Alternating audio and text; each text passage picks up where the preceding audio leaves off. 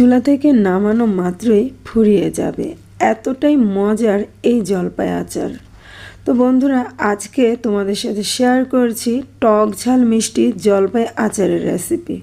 তো চলো রেসিপিটি দেখে নাও।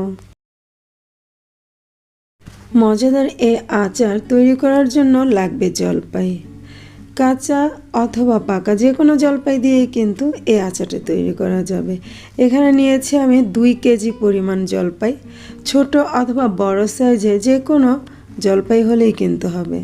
জলপাইগুলো বোটা ছাড়িয়ে ধুয়ে নিয়েছি 2-3 বারের মতো। এবার চুলায় প্যান বসিয়ে কিছুটা পানি দিয়ে দিয়েছি, চুলাটা অন করে দিয়েছি। এই পর্যায়ে ধুয়ে রাখা জলপাইগুলো দিয়ে দিলাম সিদ্ধ করার জন্য।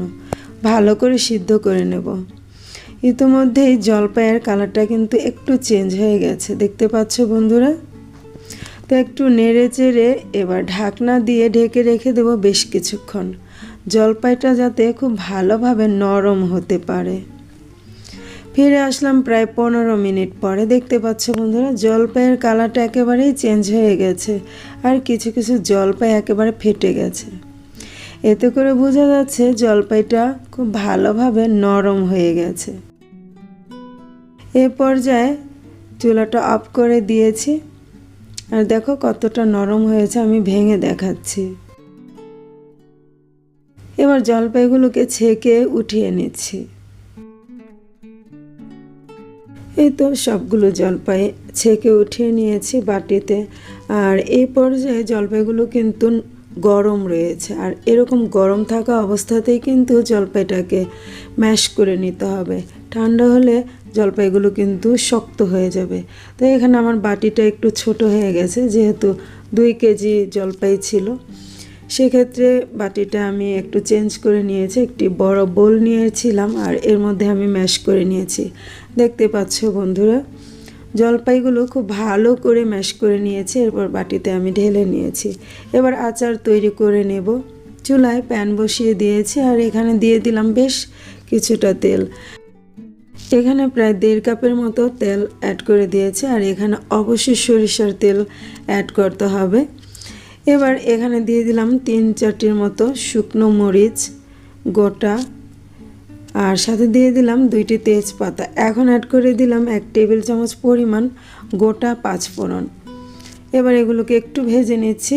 এই মুহূর্তে কিন্তু খুব সুন্দর একটা ফ্লেভার চলে আসছে 5 ফোড়নের। তো মশলাটা ভাজা হয়ে গেলে এর মধ্যে অ্যাড করে দিলাম 2 টেবিল চামচ পরিমাণ আদা রসুন বাটা। চাইলে রসুন কুচিটাও কিন্তু অ্যাড করা যাবে।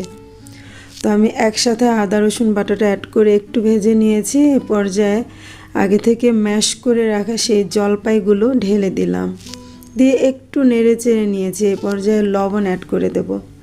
যেহেতু সিদ্ধ করার সময় আমি কোনো রকম লবণ অ্যাড করিনি, এই পর্যায়ে পরিমাণ মতো লবণ দিয়ে দিচ্ছি। দিয়ে দিলাম হলুদ গুঁড়া, এখন দিয়ে দেব মরিচ গুঁড়া, ঝালটা কম বা বেশি দেওয়া যাবে। দিয়ে দিচ্ছি জিরার গুঁড়া, দিয়ে দেব ধনিয়া গুঁড়া, সাথে দিয়ে দিচ্ছি এখানে আধা চা চামচ পরিমাণ গরম মশলার গুঁড়া। এবার সবগুলো মশলা এই জলপাইয়ের সাথে ভালো করে নেড়েচেড়ে মিশিয়ে নিচ্ছি। এই তো মেশানো হয়ে গেছে। এই পর্যায়ে এখানে চিনি অ্যাড করে দেব। এখানে যেহেতু 2 কেজি পরিমাণ জলপাই রয়েছে, এখানে আমি প্রথমে 2 কাপ পরিমাণ চিনি অ্যাড করে দিলাম। দিয়ে এবার নেড়েচেড়ে ভালোভাবে একটু মিশিয়ে নিচ্ছি। আর এই জলপাইগুলো কিন্তু অনেক বেশি টক হয়, সে কারণে এখানে চিনির পরিমাণটা একটু বেশি লাগবে। এই তো চিনিটা গলে গিয়েছে। এই পর্যায়ে এখানে অ্যাড করে দিচ্ছি ভাজা 5 ফোড়নের গুঁড়া 3 টেবিল চামচ পরিমাণ, সাথে অ্যাড করে দেব বিট লবণ। এখানে 2 চা চামচ পরিমাণ বিট লবণ রয়েছে, দেখতে পাচ্ছ। এগুলো আমি দিয়ে দিচ্ছি। আর আচারের মধ্যে অবশ্যই চেষ্টা করবেন বিট লবণ দেওয়ার জন্য। বিট লবণটা দিলে আচারের টেস্টই আলাদা হয়, খেতেও অনেক বেশি মজাদার হয়ে থাকে। তো এগুলো দিয়ে আমি খুব ভালোভাবে মিশিয়ে নিচ্ছি। তো মেশানো হয়ে গেছে। এ পর্যায়ে অ্যাড করে দিলাম চিলি ফ্লেক্স। আগে যেহেতু মরিচের গুঁড়ো অ্যাড করেছিলাম, এখানে বুঝেই কিন্তু ঝালটা দিতে হবে। আমি প্রথমে 2 চা চামচ পরিমাণ চিলি ফ্লেক্স অ্যাড করে দিয়েছি। শুকনো মরিচ ভেজে এগুলোকে গুঁড়ো করে নিয়েছি, আর এগুলো আমি দিয়ে দিয়েছি। তো বেশ কিছুক্ষণ পরে আমি টেস্ট করে দেখলাম আচারটা কিন্তু অনেক বেশি টক রয়ে গেছে, এখনও মিষ্টি হয়নি। সে কারণে এখানে আমি আধা কাপ পরিমাণ চিনি আরও দিয়ে দিলাম। এবার নেড়ে চেড়ে মিশিয়ে নিচ্ছি, যেহেতু আমার এই আচারটা বাচ্চারাও কিন্তু খাবে, ওরা অনেক বেশি পছন্দ করে। তো সেটা ভেবে আমি আরও কিছুটা চিনি এখানে অ্যাড করে দিয়েছি।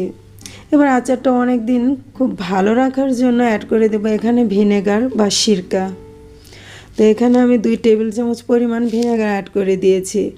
এরপর যে আরও 1 টেবিল চামচ পরিমাণ ভাজা 5 ফোড়নের গুঁড়া অ্যাড করে দিলাম। এরপর বেশ কিছুক্ষণ অল্প আঁচে এই আচারটাকে আমি জাল করে নিয়েছি। কোনো রকম পানির পরিমাণ এই আচারের মধ্যে নেই। দেখতে পাচ্ছ আচারের কালারটা একেবারে চেঞ্জ হয়ে গেছে, আর এটা দেখতে কতটা লোভনীয় হয়েছে।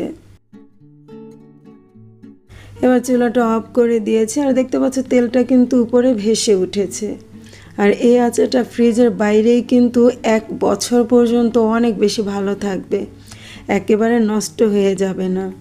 আর ফ্রিজের ভিতরে রাখলে কিন্তু এই আচারটা 2-3 বছরেও কিছুই হবে না।